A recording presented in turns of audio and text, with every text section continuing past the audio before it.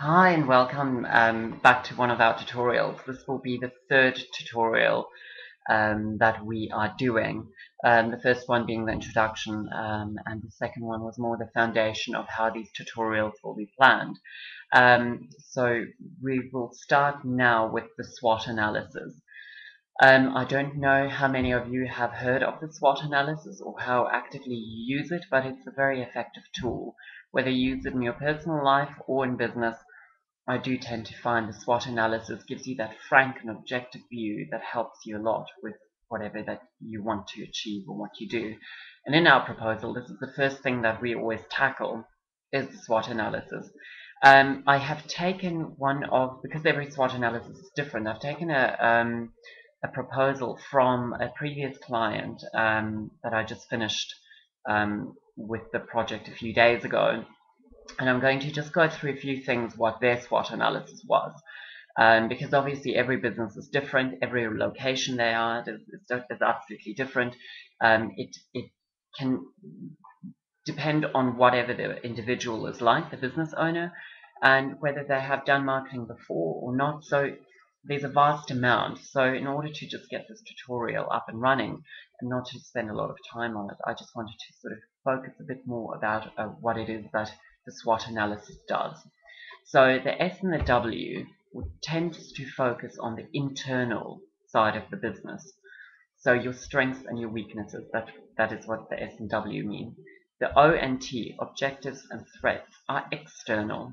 So what are your objectives? What are your opportunities? And what are your threats? So have a look. Threats, for instance, can be competition, can be legal, could be government, anything like that. But I'll tell you a bit more, and I'll show you what I've done with a client of mine. These clients of mine, they are property surveyors. So one of their first their strengths are low overheads, that they're a small team, and that they have a vast amount of experience in this small team, which also means in turn that they obviously have more time for clients to focus on them. In terms of weaknesses, I have, when we've worked on their proposal, said location. The thing is, they're far away from their clients. They are not particularly close. Whatever they do is about an hour away from them, whether it's anywhere in London. So that is something to think about. It also means that they only have one office, and at the moment they're thinking about getting more offices throughout London, which makes it, of course, a lot easier to get to clients and have meetings. It's also easier for clients to come to them if need be, or for both of them to meet at a central place. The other thing is the size of the team. Yes, having a small team is beneficial and it's probably cost effective, and outsourcing sometimes helps a lot. Instead of having a receptionist, you can outsource that and getting someone in. But if you start subcontracting, you have various other issues. Subcontractors, for instance, would have their own schedule. They have their own things to do. So it's something to think about.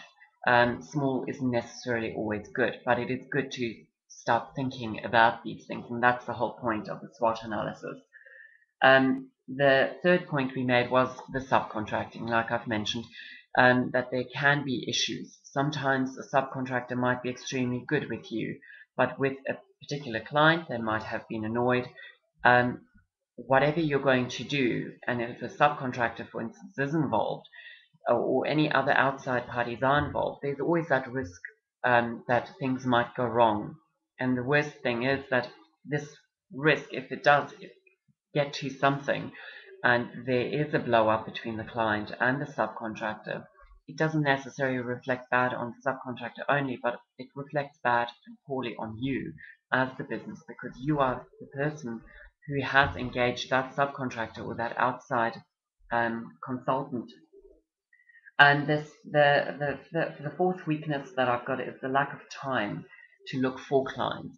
Because you're a small team as well, you're often focused on current clients, and you don't always have the time to go look for clients. Whether you are business developing and you have a list of clients to go and visit, you still have to do the phone calls and try and get hold of these individuals and try and make appointments, getting past these gatekeepers.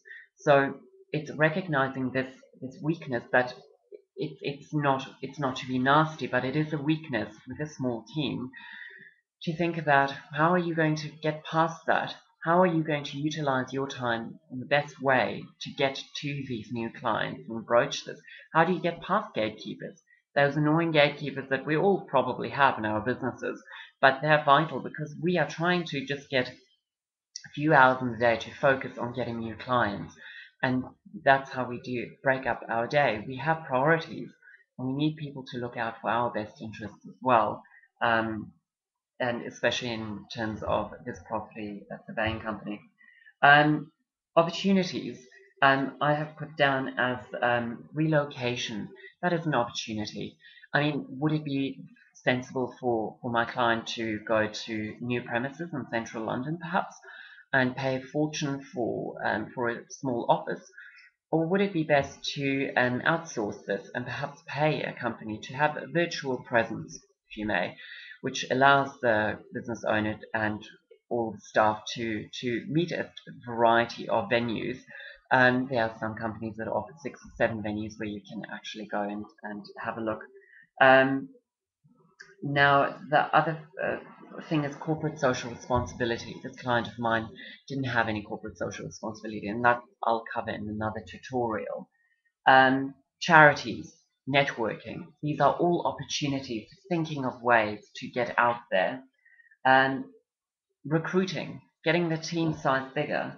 Um, do recruitment internally. Is there someone who's very good at marketing or accounts? Are they doing the admin now? Can they do the job? Is it able to go to them? Could they take more on? These are all questions that opportunities are formulated. Having the right people in the right places will give you as a business owner probably more time to focus on getting new clients if business development is your forte and that you're going to focus on. Now, threats. Threats would be external again. Competition. What is your competition doing? Are they doing the same thing you're doing? Have you done a positioning map to see where you are, where your where your competitors are? What are they doing different? What are their prices? How do they do it? Do they have a 9 to 5 line? Do they have your mobile number, your clients? What are you doing that's different from your client? Why would people go to you instead of going to your competitors? And another thread are politics that I've put down in here that is vital to look at. But again, I'll come down in the next tutorial with Pestle, where that's covered. Finances is another thread. Are you making money? Are you able to take this money and spend it in the right places? Or are you very stingy? If you are stingy, are you stingy in the right places? These are things that you need to think about. And when asking clients and going through this proposal, these are questions that you ask, and they have to be honest questions and honest answers, which is vital for any planning. Cross-border experience is another threat. Will your subcontractors go to other competitors and work with them and tell them what you're doing? Is your team able to do it? If your business development, can you do also the marketing? Could you also pick up the phone and do your business surveying, like my client? Are you able to have that cross experience? One size sort of fits all in a way. Not really. Don't quote me on that. Threats of sizes of other teams. How big are your other clients? How are they perceived? Do people think that they're a huge multinational, or are they just a home operator? And your business style. How do you work? Are you very relaxed? Do you have business hours? These are things that you think about. I'll see you at the next tutorial where we will discuss the pestle. Thank you.